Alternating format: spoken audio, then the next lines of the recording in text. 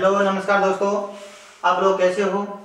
हम पढ़ रहे थे राजस्थान का भूगोल। क्या पढ़ रहे थे? राजस्थान का भूगोल पढ़ रहे थे और उसमें हमने कल पढ़ा था उत्तरी पश्चिमी मरुस्थलीय प्रदेश। क्या पढ़ा था? उत्तरी पश्चिमी मरुस्थलीय प्रदेश हमने पढ़ा था कि उत्तरी पश्चिमी मरुस्थलीय प्रदेश राजस्थान में कितना प्रतिशतीय फैला हुआ है और कितनी जनसंख्या निवास करती है। तो हमने चर्चा की थी कि उत्तरी पश्चिमी मरुस्थलीय प्रदेश में 40% जनसंख्या निवास करती है। 40% जनसंख्या निवास करती है। और बात करें कि राजस्थान में यानी राज्य में ये 60.11% पर ये फैला हुआ है यानी उत्तरी पश्चिमी मरुस्थलीय प्रदेश, इसमें राजस्थान की 40% जनसंख्या निवास करती है और ये राज्य के 60.11% पर ये फैला हुआ है दोस्तों।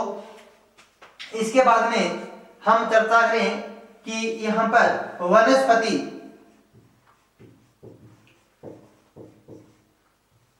वनस्पति किस प्रकार की पाई जाती है। तो दोस्तों उत्तरी पश्चिमी मरुस्थलीय प्रदेश में वनस्पति मरुद्भिद प्रकार की वनस्पति पाई जाती है। मरुद्भिद प्रकार की वनस्पति पाई जाती है या फिर जीरोफाइटस वनस्पति पाई जाती है। यानी उत्तरी पश्चिमी मरुस्थलीय प्रदेश की हम बात करें तो दोस्तों यहाँ पर 40% जनसंख्या निवास करती है और राज्य में ये 60.11% पर ये फैला हुआ है। इसी कड़ी में हम बात करें कि यहाँ पर वनस्पति किस प्रकार की पाई जाती है।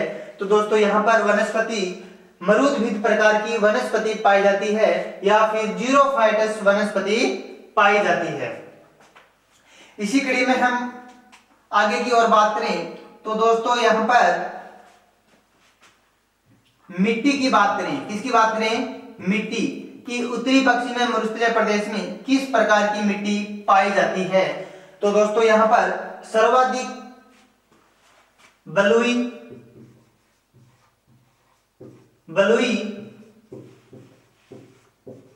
रेतीली मिट्टी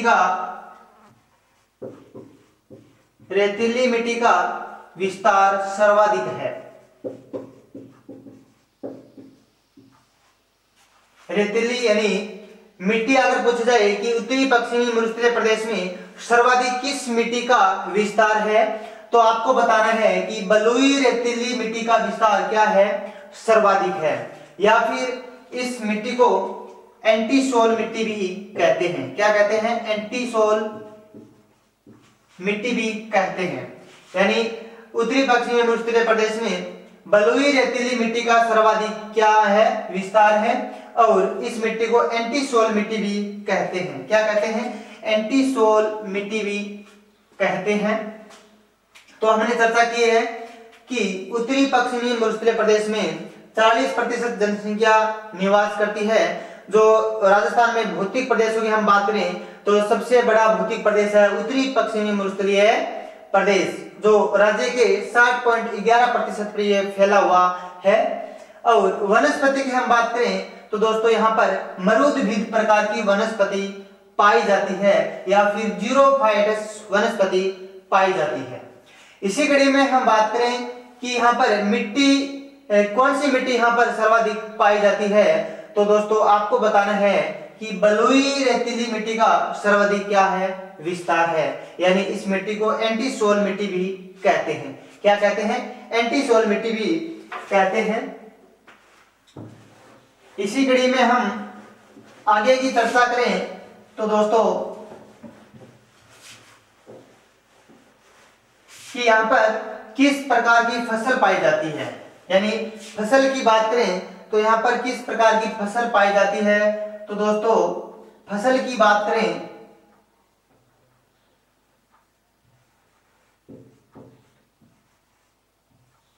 फसल की हम बात करें तो दोस्तों यहां पर सर्वाधिक गवार, मोठ व बाजरा, यानी यहां पर सर्वाधिक फसल गवार, मोठ व बाजरा की जाती है। तो दोस्तों इसके बाद में देखना है कि उत्तरी पश्चिमी मरुस्थलीय प्रदेश की महत्वपूर्ण नदी कौन सी है, यानी उत्तरी पश्चिमी मरुस्थल प्रदेश की महत्वपूर्ण नदी कौन सी है। तो दोस्तों है लूणी नदी। कौन सी नदी है, यानी लूणी नदी है, लूणी नदी, यानी उत्तरी पश्चिमी मरुस्थलीय प्रदेश की महत्वपूर्ण नदी कौन सी है, लूणी नदी है। कौन सी नदी है, लूणी नदी है। और लूणी नदी अजमेर के नाग पहाड़ से निकलती है। कहां से निकलती है, अजमेर के नाग पहाड़ से यह नदी निकलती है, अजमेर के नाग पहाड़ से ये नदी निकलती है। और बात करें कि लूणी नदी का बहाव क्षेत्र किस ओर है, यानी लूणी नदी है वो किस दिशा में बहती है। तो दोस्तों अगर हम मैप की बात करें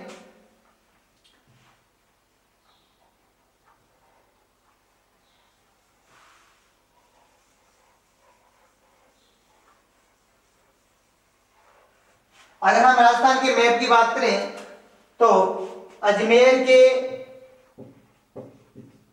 नागपाड़ से लूणी नदी निकलती है, अजमेर के नागपाड़ से लूणी नदी का उद्गम होता है। तो ये अपनी उत्तर दिशा और ये पूर्व दिशा और ये पश्चिम दिशा और ये दक्षिण दिशा। तो हम कह सकते हैं कि जो लूणी नदी का बहाव क्षेत्र है उत्तर पूर्व से दक्षिणी पश्चिम की ओर है, यानी उत्तर पूर्व से किस ओर है, दक्षिण पश्चिम की ओर है, दक्षिण पश्चिम की ओर है। तो आपसे पूछा जा सकता है कि थारकीय मरुस्थल का, किसका, थारकीय मरुस्थल का ढाल किस ओर है। तो आपको बताना है उत्तर पूर्व से दक्षिण पश्चिम की ओर है, यानी थारकीय मरुस्थल का ढाल उत्तर पूर्व से दक्षिण पश्चिम की ओर है। और वैसे हम बात करें कि थारकीय मरुस्थल का विस्तार किस दिशा में है, तो आपको बताना है उत्तर दक्षिण। किस ओर है, उत्तर दक्षिण, क्योंकि लूणी नदी उत्तर से दक्षिणी की ओर बहती है, लूणी नदी उत्तर से दक्षिण की ओर बहती है। तो ऑप्शन आपको दोनों ऑप्शन मिल सकते हैं, या तो उत्तर पूर्व से दक्षिण पश्चिम, या फिर उत्तर से दक्षिण, या उत्तर से पूर्व, या उत्तर से पश्चिम। तो आपको करना है उत्तर से दक्षिण। तो थारकीय मरुस्थल का ढाल है उत्तर से दक्षिण, क्योंकि लूणी नदी का जो प्रवाह क्षेत्र है दोस्तों वो उत्तर से दक्षिण की ओर है। तो इस प्रदेश की महत्वपूर्ण नदी लूणी नदी है। कौन सी नदी है, लूणी नदी है। इसके बाद में हम चर्चा करते हैं कि उत्तरी पश्चिमी मरुस्थलीय प्रदेश को कितने भागों में विभाजित किया गया है, यानी उत्तरी पश्चिमी मरुस्थलीय प्रदेश को कितने भागों में विभाजित किया गया है। तो दोस्तों उत्तरी पश्चिमी मरुस्थलीय प्रदेश को दो भागों में विभाजित किया गया है। उत्तरी पश्चिमी मरुस्थलीय प्रदेश को दो भागों में विभाजित किया गया है। तो एक का नाम है शुष्क रेतीला प्रदेश। कौन सा प्रदेश, शुष्क रेतीला प्रदेश। और दूसरे का नाम है अर्ध शुष्क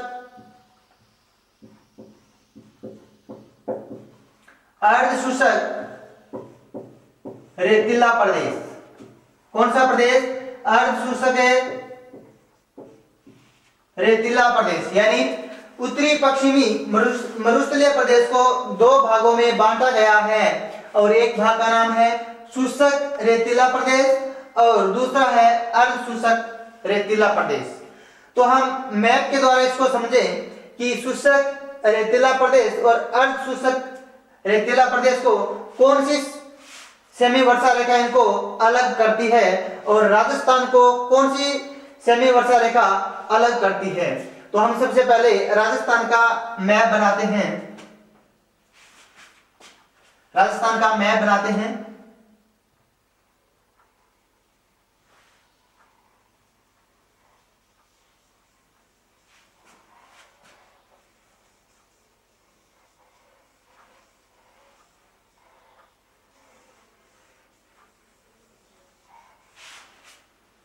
राजस्थान का हम मैप बनाते हैं तो ये है अपनी 25 सेंटीमीटर यानी 25 सेमी वर्षा रेखा। कौन सी रेखा? 25 सेमी वर्षा रेखा। 25 सेमी वर्षा रेखा जो उत्तरी पश्चिमी मरुस्थलीय प्रदेश को दो भागों में विभाजित करती है। कितने भागों में? दो भागों में ये विभाजित करती है। जो एक का नाम है शुष्क रेतीला प्रदेश। क्या है?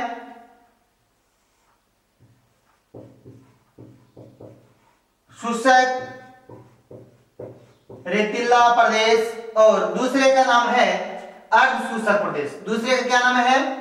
अर्ध शुष्क प्रदेश और पहले का नाम है शुष्क रेतीला प्रदेश। जो 25 सेमी वर्षा रेखा इनको दोनों को क्या करती है? अलग करती है। तो आपसे पूछा जाए कि उत्तरी पश्चिमी मरुस्थलीय प्रदेश को कौन सी सेमी वर्षा रेखा अलग करती है, तो आपका उत्तर होना चाहिए 25 सेमी वर्षा रेखा। क्या होना चाहिए? 25 सेमी वर्षा रेखा होना चाहिए, जो उत्तरी पश्चिमी मरुस्थलीय प्रदेश को दो बराबर भागों में विभाजित करती है यानी बांटती है। एक शुष्क रेतीला प्रदेश और दूसरा अर्ध शुष्क रेतीला प्रदेश। यानी एक शुष्क रेतीला प्रदेश और दूसरा है अर्ध शुष्क रेतीला प्रदेश। जो 25 सेमी वर्षा रेखा इन दोनों भागों को क्या करती है? अलग करती है। दूसरा जो प्रश्न पूछा जाता है कि राजस्थान को कौन सी सेमी वर्षा रेखा अलग करती है, तो राजस्थान को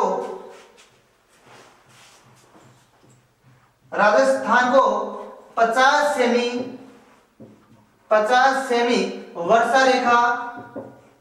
वर्षा रेखा राजस्थान को दो बराबर भागों में विभाजित करती है। यानी 50 सेमी वर्षा रेखा राजस्थान को दो बराबर भागों में क्या कर रही है? विभाजित कर रही है। यानी एक का नाम है पूर्वी राजस्थान और दूसरे का नाम है पश्चिम राजस्थान। क्या है? पश्चिमी राजस्थान।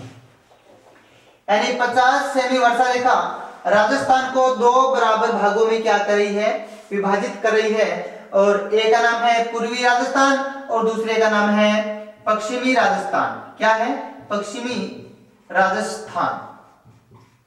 तो आपसे यह प्रश्न पूछा जा सकता है कि कौन सी सेमी वर्षा रेखा राजस्थान को दो बराबर भागों में क्या कर रही है? विभाजित करती है। तो कौन सी रेखा है? 50 सेमी वर्षा रेखा है। यानी एक पूर्वी राजस्थान और दूसरा कौन सा? पश्चिमी राजस्थान।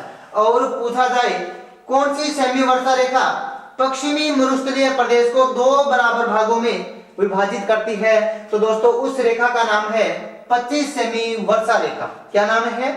25 सेमी वर्षा रेखा जो उत्तरी पश्चिमी मरुस्थलीय प्रदेश को दो बराबर भागों में विभाजित करती है।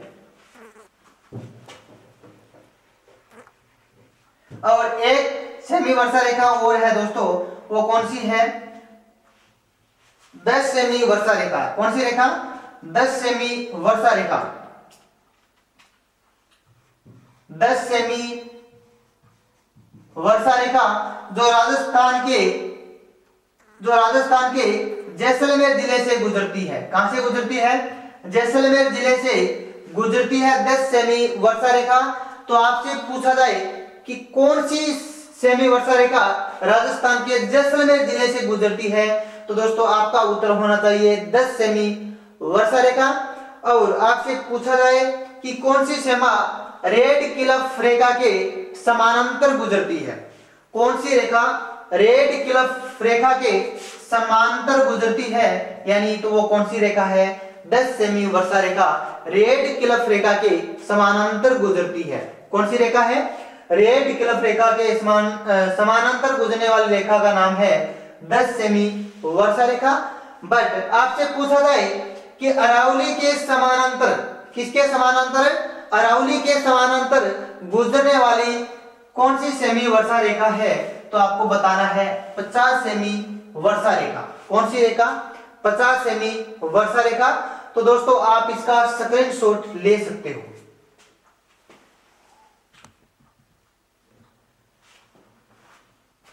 इसके बाद में हम पढ़ेंगे पहले शुष्क रेतीला प्रदेश और उसके बाद में पढ़ेंगे अर्ध शुष्क रेतीला प्रदेश, जो 25 सेंटीमीटर वर्षा रेखा इन दोनों भागों को क्या कर रही है, अलग कर रही है। क्या कर रही है, अलग कर रही है। तो इसी कड़ी में हम सबसे पहले पढ़ेंगे शुष्क रेतीला प्रदेश। कौन सा प्रदेश, शुष्क रेतीला प्रदेश पढ़ेंगे दोस्तों।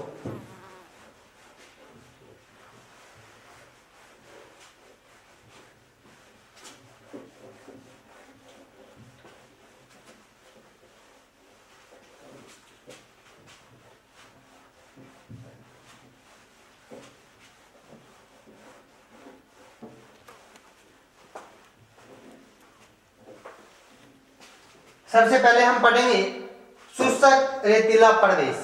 कौन सा प्रदेश पढ़ेंगे, शुष्क रेतीला प्रदेश हम सबसे पहले पढ़ेंगे। शुष्क रेतीला प्रदेश,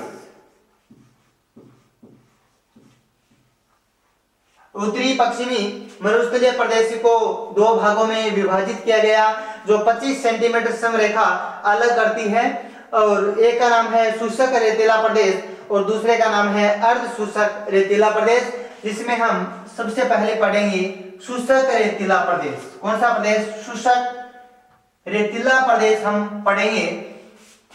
तो शुष्क रेतीला प्रदेश को दो भागों में बांटा गया है। कितने भागों में बांटा गया है, दो भागों में बांटा गया है। और एक का नाम है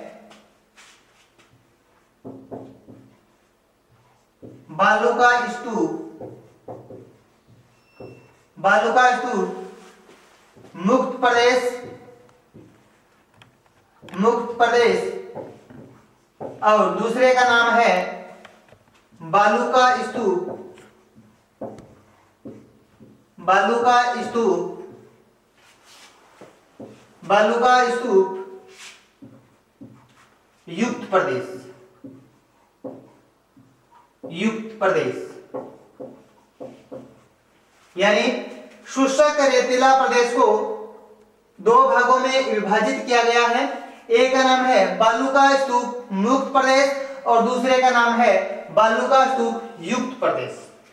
तो यहां से आपसे प्रश्न पूछा जा सकता है कि राजस्थान में बालू का स्तूप मुक्त प्रदेश का हिस्सा कितना है और बालू का स्तूप युक्त प्रदेश का हिस्सा कितना है। तो आपका उत्तर होना चाहिए कि बालू का स्तूप मुक्त प्रदेश का हिस्सा है दोस्तों 41.50%। कितना, 41.50% बालू का स्तूप मुक्त प्रदेश है और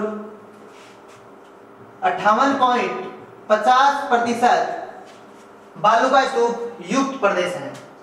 यानी शुष्क रेतीला प्रदेश को दो भागों में विभाजित किया गया, बालू का स्तूप मुक्त प्रदेश और बालू का स्तूप युक्त प्रदेश।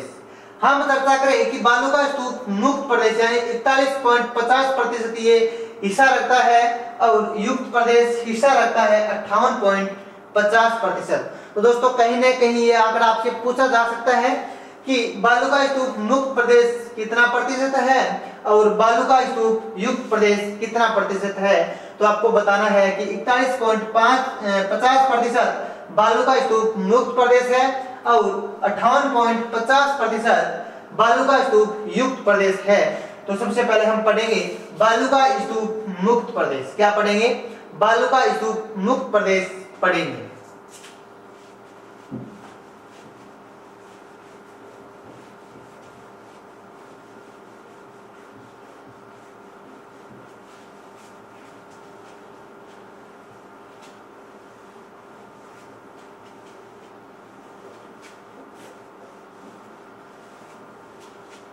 बालू का स्तूप मुक्त प्रदेश।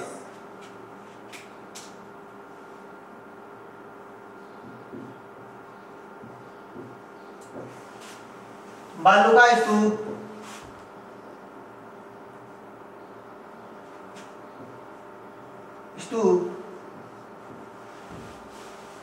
मुक्त प्रदेश। कौन सा प्रदेश? बालू का स्तूप मुक्त प्रदेश पढ़ेंगे हम सबसे पहले। और सबसे पहले हम राजस्थान का मैप बनाते हैं।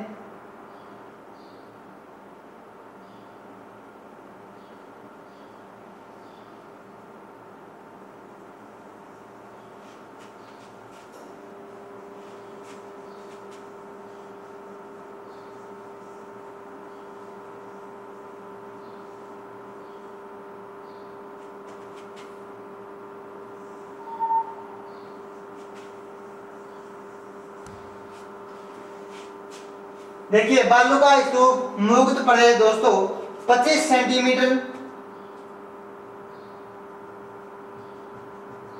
25 सेंटीमीटर 25 सेमी वर्षा रेखा के जो 25 सेमी वर्षा रेखा है उसके आसपास में बालू का स्तूप मुक्त प्रदेश हमें देखने को मिलते हैं। और हम जिलों की बात करें पर्टिकुलर तो जैसलमेर जिला और जोधपुर जिला और बाड़मेर जिला। कौन सा जिला? बाड़मेर जिला। यानी बालू का स्तूप मुक्त प्रदेश में मुख्यतः जैसलमेर, जोधपुर और बाड़मेर का हिस्सा आता है। तो हम चर्चा करें कि जैसलमेर, जोधपुर और बाड़मेर जैसलमेर यानी बालू का स्तूप मुक्त प्रदेश में जैसलमेर, जोधपुर और बाड़मेर का हिस्सा आता है। और दोस्तों ये आकृति किस तरह की है? त्रिभुजाकार आकृति है। त्रिभुजा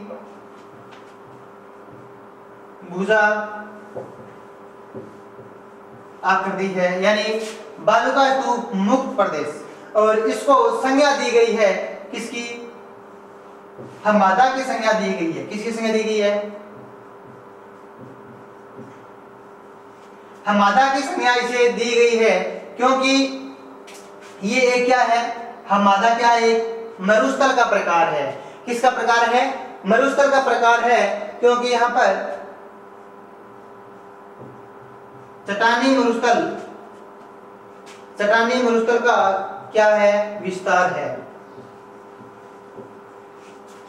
यानी यहाँ पर जैसलमेर, जोधपुर और बाड़मेर का जो हिस्सा है इस क्षेत्र को क्या कहा गया? हमादा की श्रेणी में रखा गया है। यानी हमादा की संज्ञा इसे दी गई है क्योंकि यहाँ पर चट्टानी मरुस्थलीय क्या है? विस्तार है। इसलिए इसको हमादा को क्या कहते हैं? चट्टानी मरुस्थलीय प्रदेश। क्या कहते हैं? चट्टानी मरुस्थलीय प्रदेश। तो बालू का स्तूप मुक्त प्रदेश की बात करें तो 25 सेमी वर्षा के आसपास का जो क्षेत्र है यानी जैसलमेर, जोधपुर और बाड़मेर का जो हिस्सा है ये बालू का स्तूप मुक्त प्रदेश है क्योंकि ये चट्टानी भाग है। और इस मरुस्थल को कहते हैं हमादा। क्या कहते हैं? हमादा कहते हैं। तो हम चर्चा करेंगे हमादा क्या है।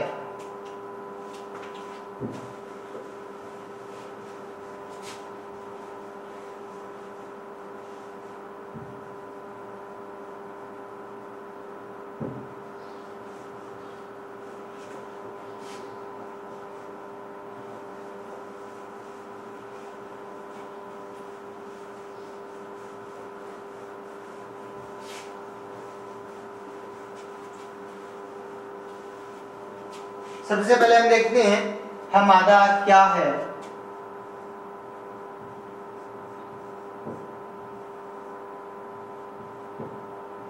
हमादा एक चट्टानी प्रदेश है, यानी चट्टानी मरुस्थलीय प्रदेश है। ये चट्टानी भाग है, इसलिए इस क्षेत्र को क्या कहते हैं, हमादा कहते हैं, क्योंकि ये चट्टानी मरुस्थल का सर्वाधिक क्या है, यहाँ विस्तार है। और जिले हैं पर्टिकुलर जोधपुर, जैसलमेर और बाड़मेर। कौन से हैं, जैसलमेर, बाड़मेर और ये है जोधपुर। इसी कड़ी में हम बात करें कि ये जो क्षेत्र है, कौन सा क्षेत्र, ये जो क्षेत्र है ये जल्दी ही ठंडा हो जाता है। जल्द यानी ये ठंडा होता है और जल्द ही ये क्या होता है, गर्म होता है। क्या होता है, गर्म। यानी ये जो भाग है हमादा वाला, ये जल्द क्या हो जाता है, ठंडा हो जाता है और जल्द ही क्या हो जाता है, ये गर्म हो जाता है। इसलिए यहाँ पर संभावना की गई थी किसकी, सौर ऊर्जा की। किसकी, सौर ऊर्जा की यहाँ पर संभावना की गई थी, सौर ऊर्जा की संभावना की गई थी। इसलिए यहाँ पर एक सीज की स्थापना की गई थी। किसकी स्थापना की गई थी, सीज की स्थापना की गई थी। यहाँ पर सीज की स्थापना की गई थी क्योंकि पर्टिकुलर यहाँ पर सौर ऊर्जा की विपुल संभावना की गई थी। यानी क्योंकि ये जो भाग है वो जल्द क्या हो जाता है, ठंडा हो जाता है और जल्द क्या हो जाता है, गर्म। इसलिए यहाँ पर सौर ऊर्जा की संभावना की गई और यहाँ पर स्थापित किया गया सीज। क्या स्थापित की गई, सीज स्थापित की गई। और सीज की फुल फॉर्म है, ऐसे बना सोलर। क्या बना, सोलर बना। और ई से क्या बना, ई से बना एनर्जी, और ई से बना एंटरप्राइजिंग,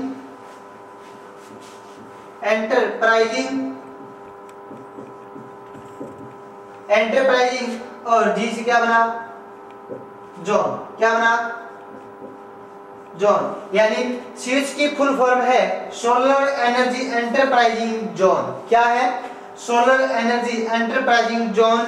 इसकी स्थापना इस क्षेत्र में की गई क्योंकि यहाँ पर सौर ऊर्जा की संभावनाएं की गई थी। क्योंकि ये जो भाग है मादा वाला, ये जल्द क्या हो जाता है, ठंडा हो जाता है और जल्दी ही ये गर्म हो जाता है। इसलिए यहाँ पर सीज की स्थापना की गई। और सीज की फुल फॉर्म क्या है, सोलर एनर्जी एंटरप्राइजिंग जोन। तो आपसे ये पूछा जा सकता है कि सीज क्या है, तो आपको बताना है कि सोलर एनर्जी एंटरप्राइजिंग जोन क्या है, सोलर एनर्जी एंटरप्राइजिंग जोन है जिसकी स्थापना इस क्षेत्र में की गई जहां पर सौर ऊर्जा की विपुल संभावनाएं की गई थी।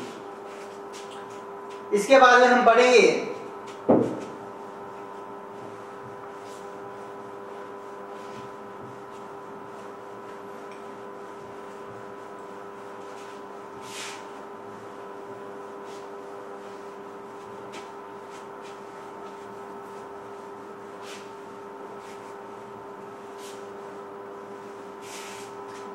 इसी के साथ पूछा जा सकता है कि लघु मरुस्थल क्या है। कौन सा मरुस्थल, लघु मरुस्थल क्या है। तो लघु मरुस्थल का क्षेत्र है गुजरात के कच्छ से लेकर, गुजरात के कच्छ से लेकर जो बीकानेर तक का, बीकानेर तक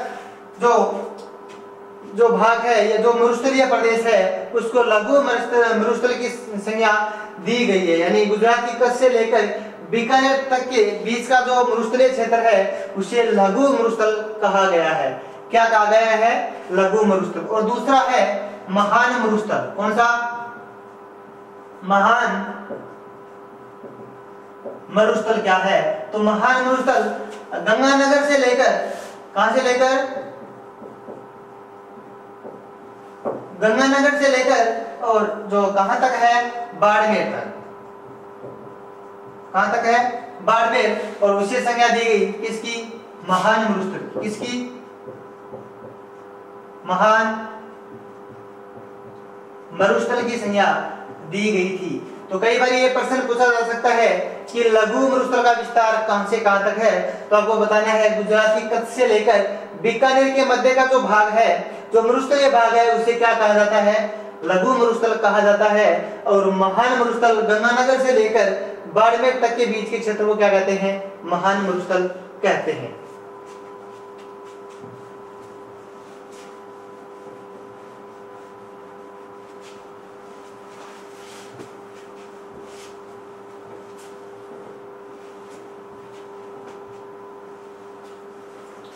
अब दूसरा जो भाग है बालू का स्तूप युक्त प्रदेश, कौन सा भाग है, बालू का स्तूप युक्त प्रदेश।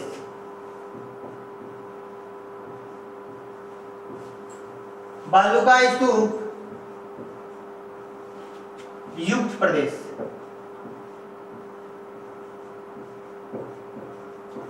बालू का स्तूप युक्त प्रदेश जो कितना प्रतिशत है, 58.50%। कितना है, 58.50% है। तो आपसे ये पूछा जा सकता है कि बालू का स्तूप युक्त प्रदेश कितना प्रतिशत है, तो आपको बताना है 58.50%। कितना है, 58.50%। और बालू का स्तूप युक्त प्रदेश की हम बात करें तो बालू का स्तूप दो तरह से पाए जाते हैं, यानी एक तो पवन की दिशा में बनते हैं और एक अपनी आकृति के कारण पहचाने जाते हैं। यानी एक तो पवन की दिशा में बनते हैं, पवन की दिशा में बनते हैं, और दूसरा अपनी आकृति के कारण पहचाने जाते हैं। यानी बालू का स्तूप युक्त प्रदेश की हम बात करें तो बालू का स्तूप दो तरह के पाए जाते हैं, एक तो होता है पवन की दिशा में बनना और दूसरा अपनी आकृति के कारण पहचाने जाते हैं। तो हम सबसे पहले देखेंगे पवन की दिशा में बनने वाले बालू का स्तूप कौन कौन से हैं।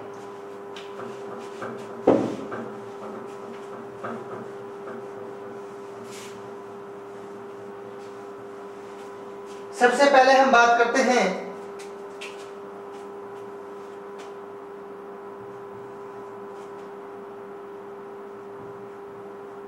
अनुप्रस्थ बालू का स्तूप। बालू का स्तूप, देखिए अनुप्रस्थ बालू का स्तूप है, ये दोस्तों पवन की दिशा के लंबवत या समकोण पर बनते हैं। यानी अनुप्रस्थ बालू का स्तूप है, ये पवन की दिशा के, जैसे ये अपनी क्या है, पवन की दिशा है, और इसके क्या बनते हैं, लंबवत या समकोण पर बनते हैं। क्या बनते हैं, लंबवत या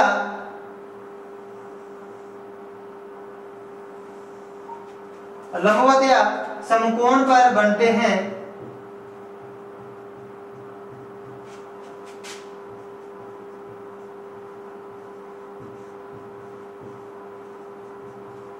जैसे ये अपनी पवन की दिशा है और जिसके लंबवत या समकोण पर बनते हैं। किस पर बनते हैं, समकोण पर बनते हैं, समकोण पर बनते हैं। तो इस प्रकार के बालू का स्तूपों को कहते हैं अनुप्रस्थ बालू का स्तूप। क्या कहते हैं, अनुप्रस्थ बालू का स्तूप कहते हैं, जो पवन की दिशा के समकोण या लंबवत बनते हैं। जो समकोण या लंबवत बनते हैं, इस प्रकार के बालू का स्तूपों को कहते हैं अनुप्रस्थ बालू का स्तूप। क्या कहते हैं, अनुप्रस्थ बालू का स्तूप, जो हमें राजस्थान में देखने को मिलते हैं। जोधपुर,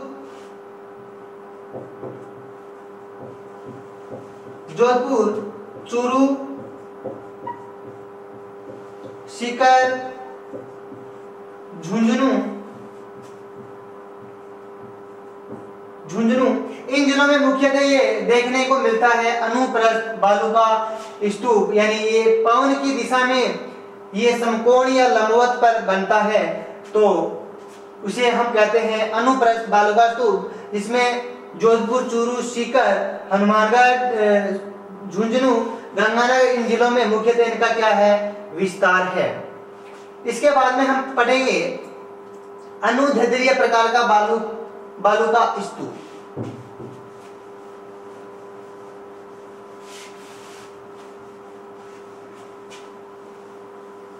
कौन सा पढ़ेंगे? अनुदैर्ध्य प्रकार का बालू का स्तूप।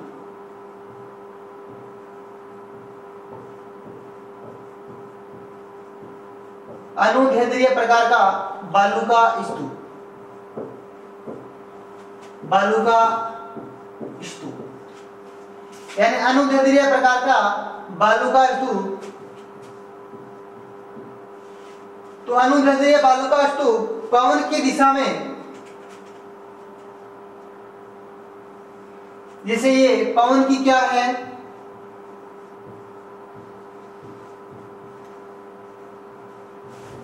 पवन की दिशा के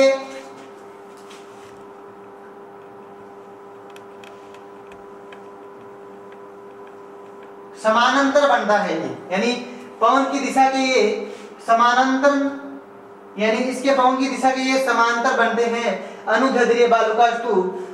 तो अनुदैर्ध्य बालू का स्तूप जो पवन के दिशा के समानांतर बनते हैं या फिर एक ही रेखा में बनते हैं, इस प्रकार के बालू का स्तूपों को कहते हैं अनुदैर्ध्य बालू का स्तूप। क्या कहते हैं? अनुदैर्ध्य बालू का स्तूप। और ये एक ही रेखा में बनते हैं, एक ही रेखा में बनते हैं, इसलिए इसको रेखीय बालू का स्तूप भी कहते हैं। क्या कहते हैं? रेखीय बालू का स्तूप भी कहते हैं। यानी अनुदैर्ध्य बालू का स्तूप एक ही रेखा में बनते हैं, इसलिए इसे रेखीय बालू का स्तूप भी कहते हैं। तो ये पवन की दिशा के समानांतर या एक ही रेखा में बनते हैं, तो इस प्रकार के बालू का स्तूपों को कहते हैं अनुदैर्ध्य बालू का स्तूप। क्या कहते हैं? अनुदैर्ध्य बालू का स्तूप कहते हैं। और इसी को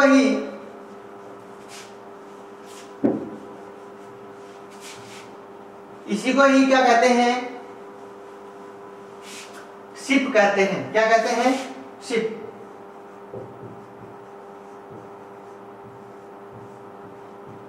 शिप कहते हैं। शिप अरबी भाषा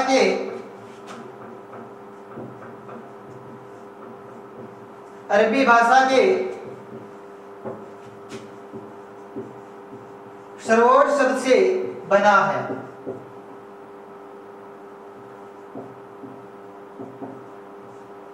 सरोवर शब्द से ये बना है, यानी शिप एक अनुदैर्ध्य बालू का स्तूप ही है। दो अरबी भाषा के सरोवर शब्द से ये शिप बना है, जो पवन की दिशा के अनुदिश या विपरीत दिशा में ये बनते हैं, विपरीत दिशा में बनते हैं। तो इस प्रकार के बालू का स्तूपों को क्या कहते हैं? शिप कहते हैं। क्या कहते हैं? शिप कहते हैं। जो पवन की दिशा के अनुदिश या विपरीत दिशा में बनते हैं, तो इस प्रकार के बालू का स्तूपों को क्या कहते हैं? शिप कहते हैं। क्या कहते हैं? शिप कहते हैं। तो इस प्रकार के जो बालू का स्तूप है वो मुख्यतः जहां पर कोई अवरोध नहीं है, यानी कोई अवरोध नहीं है, उन क्षेत्रों में इस प्रकार के बालू का स्तूप पाए जाते हैं। तो हम चर्चा करते हैं बाड़मेर, जोधपुर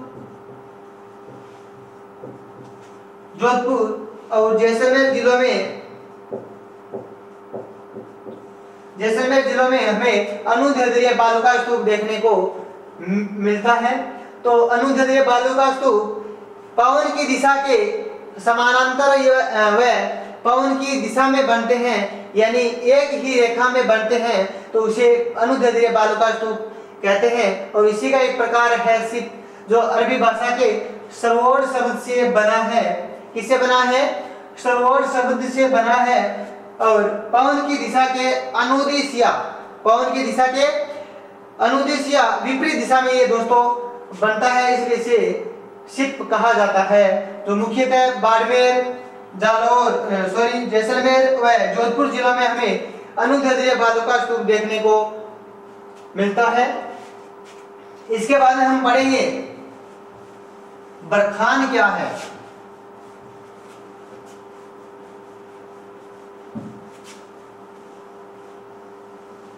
अगला जो बालू का स्तूप है, पवन के कारण जो इसका निर्माण होता है, यानी पवन की दिशा में जो बनते हैं, तो उसका तीसरा जो बालू का स्तूप है तो वह है बरखान। कौन सा है? बरखान, जो अर्धचंद्राकार की आकृति में ये बनता है।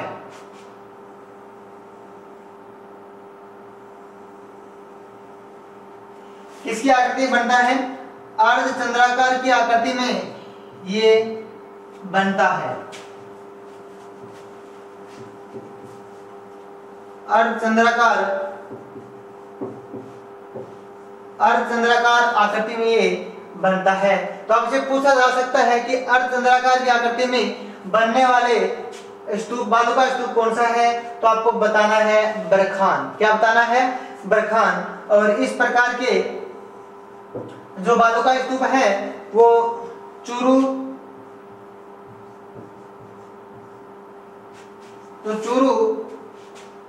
ओंसिया, जोधपुर और चूरू की पर्टिकुलर हम बात करें तो चूरू में भालेरी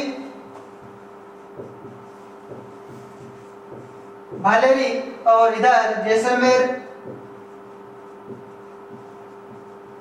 जैसलमेर की सीमा के आसपास इस प्रकार के टीले हमें देखने को मिल सकते हैं, यानी बालू का स्तूप युक्त प्रदेश। कौन सा प्रदेश? बालू का स्तूप युक्त प्रदेश, जिसमें हम देखें बरखान, तो एक अर्धचंद्राकार की आकृति में इस प्रकार के बालू का स्तूप बनते हैं, उसे कहते हैं बरखान। क्या कहते हैं? बरखान, जो मुख्य रूप से चूरू, भालेरी, ओंसिया, जोधपुर व जैसलमेर के आसपास का जो क्षेत्र है वहां हमें ये देखने को मिल सकता है बरखान। कौन से बालू का स्तूप? बरखान। इसे अर्धचंद्राकार की संज्ञा दी गई है, यानी आपसे पूछा जा सकता है कि अर्धचंद्राकार की आकृति में कौन सा बालू का स्तूप बनते हैं, तो आपको बताना है बरखान। बरखान की एक मुख्य विशेषता यह है कि राजस्थान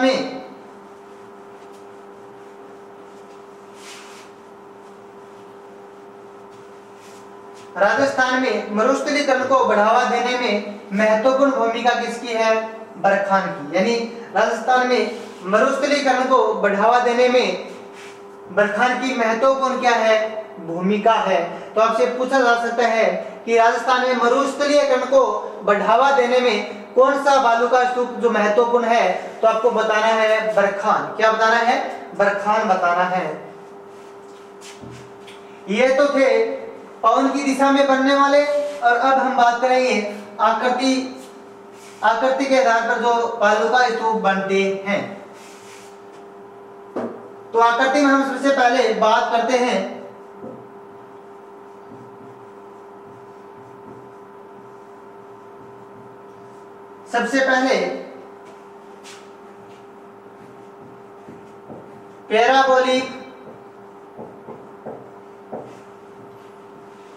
पैराबोलिक बालू का स्तूप।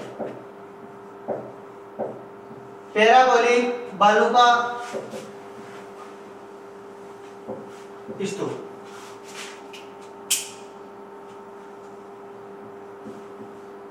आपसे यह प्रश्न पूछा जा सकता है कि महिला के हेयर पिन के समान दिखने वाला बालू का स्तूप क्या कहलाता है, तो आपको बताना है पैराबोलिक। कौन सा है? पैराबोलिक, यानी महिला के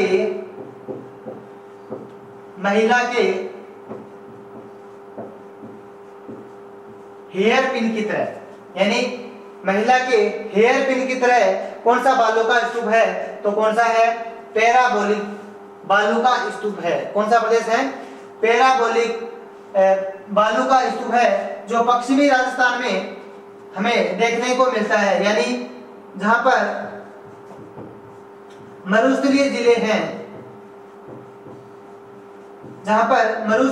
हैं वहां पर हमें पैराबोलिक प्रकार के बालू का स्तूप देखने को मिलता है। तो यहां से एक महत्वपूर्ण क्वेश्चन यहीं से आपसे पूछा जा सकता है कि महिला के हेयर पिन की तरह कौन सा बालू का स्तूप है, तो आपको बताना है पैराबोलिक बालू का स्तूप। कौन सा है? पैराबोलिक बालू का स्तूप। इसके बाद में हम चर्चा करते हैं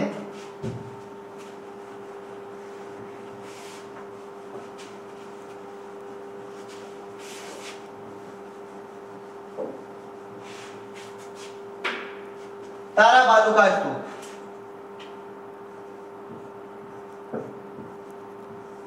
यानी तारा बालू का स्तूप या तारा बोलिक बालू का स्तूप जो तारे के समान दिखाई देते हैं। किसके समान दिखाई देते हैं?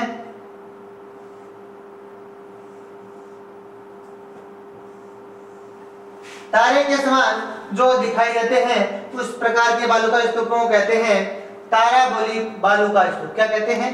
ताराबोलिक बालू का स्तूप कहते हैं जो तारे के समान दिखाई देते हैं। किसके समान? तारे के समान। और इस प्रकार के बालू का स्तूप हमें देखने को मिल सकते हैं मोहनगढ़, जैसलमेर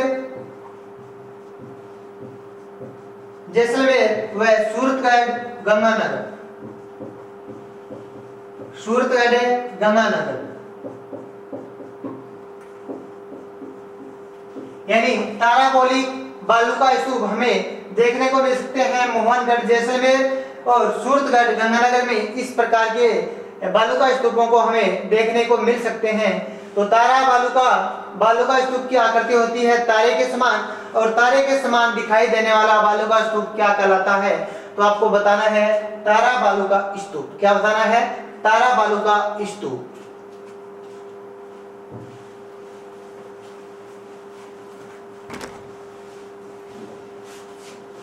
इसके बाद में अगला जो बालू का स्तूप है उसका नाम है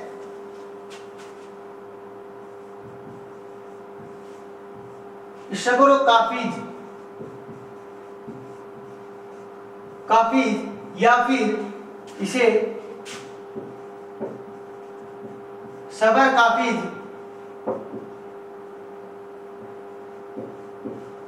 काफिज भी कह सकते हैं, जो छोटी आकार की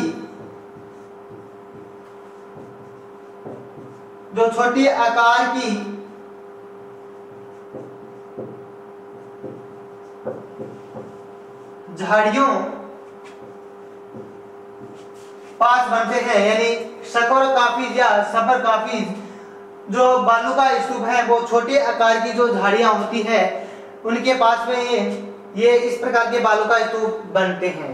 तो आपसे पूछा जाए कि शकोर काफिज या सबर काफिज का जो बालू का स्तूप है वो कहां पर हमें देखने को मिलते हैं, तो दोस्तों ये भी मरुस्थलीय जिलों में हमें देखने को मिलते हैं।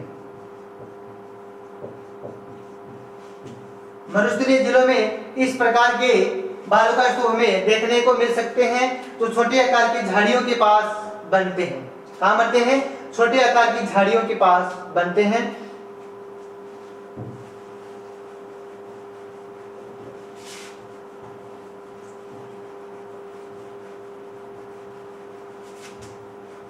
इसके बाद हम पढ़ेंगे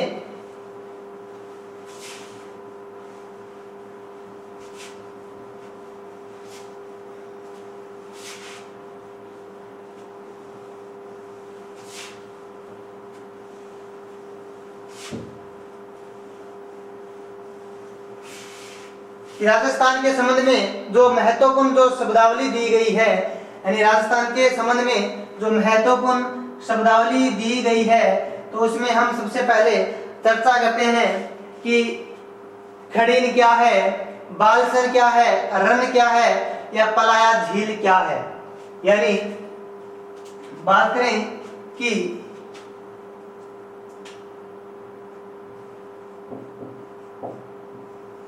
पलाया झील या रन, और तीसरा हम बात करें बालसन का मैदान और खड़ी, ये क्या है। राजस्थान की शब्दावली की हम बात करें तो हमसे ये पूछा जा सकता है कि पलाया झील क्या है, रन क्या है, बालसन क्या है, खड़ीनी क्या है। तो अगर हम ऐसा मान सकते हैं कि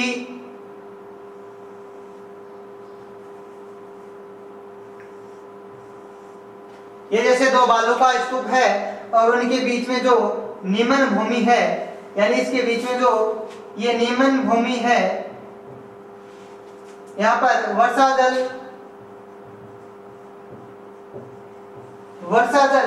इकट्ठा हो जाता है, यानी दो बालू का स्तूपों के मध्य जो निमन क्षेत्र है वहां पर वर्षा जल भर जाने से जिस झील का निर्माण होता है उसे, यानी जो अस्थायी झील का निर्माण होता है उसे हम कहते हैं पलाया झील। क्या कहते हैं? पलाया झील। जो अस्थायी झील का निर्माण होता है उसे क्या कहते हैं? पलाया झील कहते हैं। और जब ये क्षेत्र सूख जाता है, यानी जो ये निम्न क्षेत्र जब सूख जाता है और यहाँ पर जब दलदली क्षेत्र का निर्माण हो जाता है, दलदली क्षेत्र का निर्माण हो जाता है तो उसे कहते हैं रन। दलदली क्षेत्र का निर्माण हो जाता है तो उसे हम कहते हैं रन। और यहाँ पर जिस प्रकार के मैदान का निर्माण होता है उसे कहते हैं बालसन का मैदान। क्या कहते हैं? बालसन का मैदान। और खड़ीन की बात करें तो इस क्षेत्र में की जाने वाली कृषि क्या है? खड़ीन कहलाती है कृषि। यानी तो पलाया झील जो निम्न क्षेत्र में, निम्न जो दो मरुस्थलों के बीच में निम्न भूमि है, वहां पर वर्षा जल भर जाने के कारण जिस अस्थायी झील का निर्माण होता है उसे कहते हैं पलाया झील। और अगर ये क्षेत्र सूख जाता है, दलदली हो जाता है तो इस प्रकार के क्षेत्र को कहते हैं रन। और जहां पर मैदान का निर्माण हो जाता है यहाँ पर तो उसे बालसन कहते हैं। और इस क्षेत्र में की जाने वाली कृषि क्या कहलाती है? खड़ीन कृषि कहलाती है। क्या कहलाती है? खड़ीन कृषि।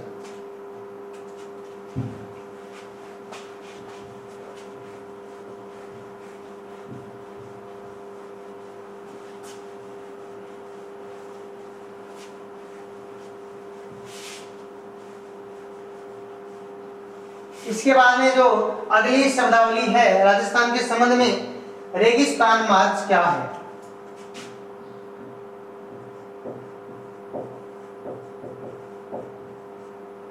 रेगिस्तान मार्च क्या है? तो रेगिस्तान मार्च क्या है कि रेगिस्तान का धीरे धीरे आगे खिसकना क्या है? रेगिस्तान मार्च है। यानी रेगिस्तान का धीरे धीरे आगे खिसकना क्या है? रेगिस्तान मार्च है। और ये हमें देखने को मिल सकता है कहां पर? जैसलमेर का जो नाचना गांव है, जैसलमेर का नाचना गांव है, जैसलमेर का नाचना गांव रेगिस्तान मार्च के लिए महत्वपूर्ण है। तो आपसे पूछा जा सकता है कि रेगिस्तान मार्च के लिए जैसलमेर का कौन सा गांव प्रसिद्ध है? तो आपको बताना है नाचना गांव रेगिस्तान मार्च के लिए क्या है? प्रसिद्ध है। दोस्तों ये प्रश्न आरएएस में ये पूछा गया था, कब 1987 ईस्वी में पूछा गया था कि रेगिस्तान मार्च क्या है। तो आपको बताना है कि रेगिस्तान का धीरे धीरे आगे खिसकना, धीरे धीरे आगे खिसकना क्या है? रेगिस्तान मार्च है, जो जैसलमेर जिले का नाचना गांव प्रसिद्ध है। और यह प्रश्न आरएस में 1987 में यह प्रश्न पूछा गया था। तो रेगिस्तान मार्च क्या है? रेगिस्तान का धीरे धीरे आगे खिसकना क्या है? रेगिस्तान मार्च, जिसके लिए जैसलमेर का नाचना गांव क्या है? प्रसिद्ध है।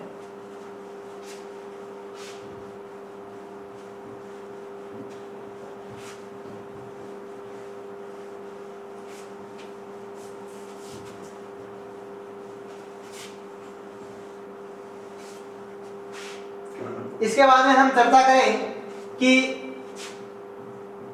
पुरवैया क्या है।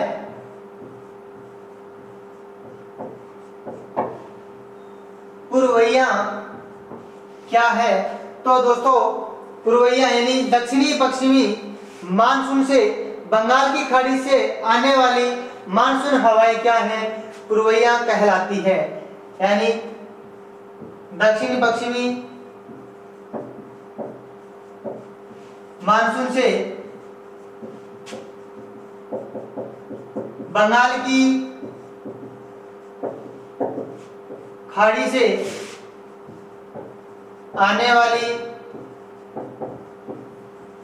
मानसून पवनें क्या कहलाती है? पुरवैया कहलाती हैं। तो आपको पता होना चाहिए कि पुरवैया क्या है। तो दक्षिणी पश्चिमी मानसून से बंगाल की खाड़ी से आने वाली मानसून पवनें क्या कहलाती हैं? पुरवैया कहलाती हैं। क्या कहलाती हैं? पुरवैया कहलाती हैं।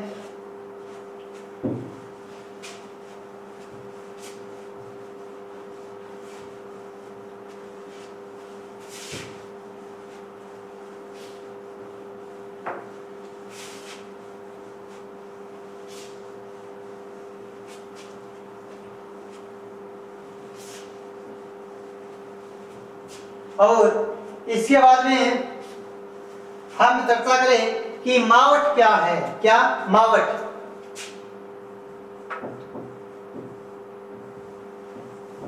मावठ क्या है? तो दोस्तों ये भूमध्य सागरीय से यानी भूमध्य सागरीय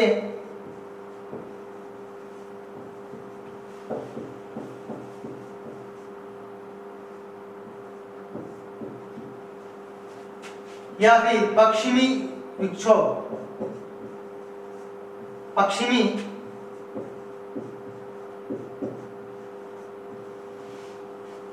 यानी भूमध्य सागरीय चक्रवात या पश्चिमी विक्षोभ से शीत ऋतु में, किस ऋतु में? शीत ऋतु में होने वाली वर्षा को मावठ कहते हैं। क्या कहते हैं? मावठ। यानी भूमध्य सागरीय चक्रवात या पश्चिमी विक्षोभों के कारण शीत ऋतु में होने वाली वर्षा को क्या कहते हैं? मावठ कहते हैं। और राजस्थान के संबंध में मावठ को गोल्डन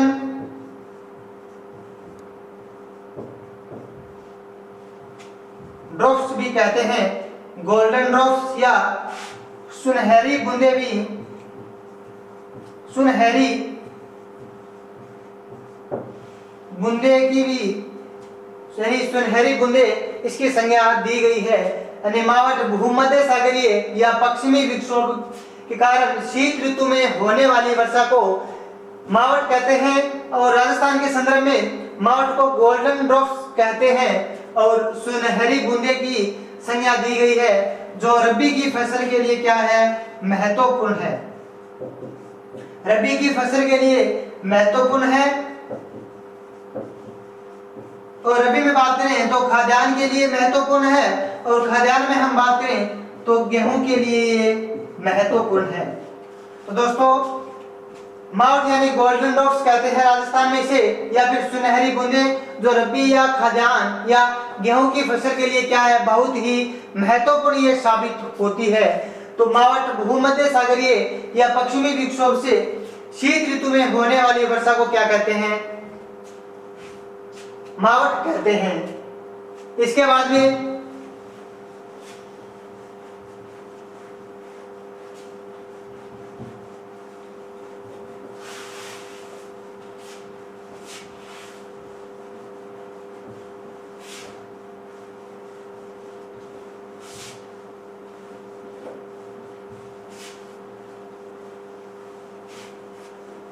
हम बात करें कि लू क्या है। लू क्या है? तो दोस्तों लू जून के महीने में चलने वाली गर्म हवाओं को क्या कहा जाता है? लू कहा जाता है। राजस्थान के संबंध में हम बात करें तो जून के महीने में चलने वाली गर्म हवाओं को क्या कहते हैं? लू कहते हैं। क्या कहते हैं? लू कहते हैं।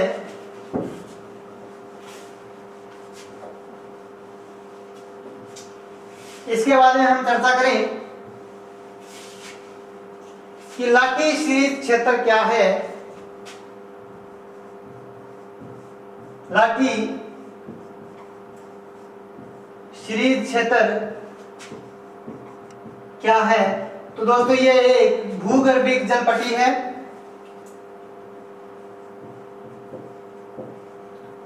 भूगर्भिक जल पट्टी है और यहाँ पर सेवन घास पाई जाती है, यानी इसके आसपास क्षेत्र में सेवन घास पाई जाती है और जिसका अन्य नाम है लिलोन घास। लिलोन घास। तो लाठी शीर्ष क्षेत्र एक भूगर्भिक जल पट्टी है और यहाँ पर पाई जाने वाली घास का नाम है सेवन घास, जिसे कहते हैं हम लिलोन घास। क्या कहते हैं? लिलोन घास भी कहते हैं।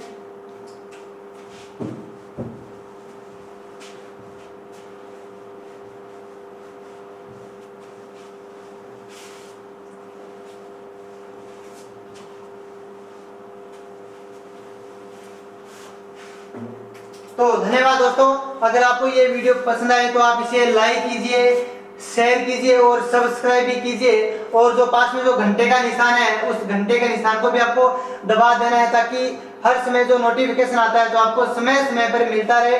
तो पुनः आपका एक बार डेफोडिल कोचिंग क्लासेस में आप सभी का स्वागत है एवं अभिनंदन है। जय हिंद साथियों। और अगला टॉपिक हम इसका जो अगला भाग है अर्ध शुष्क मरुस्थलीय प्रदेश हम कल लेकर आएंगे।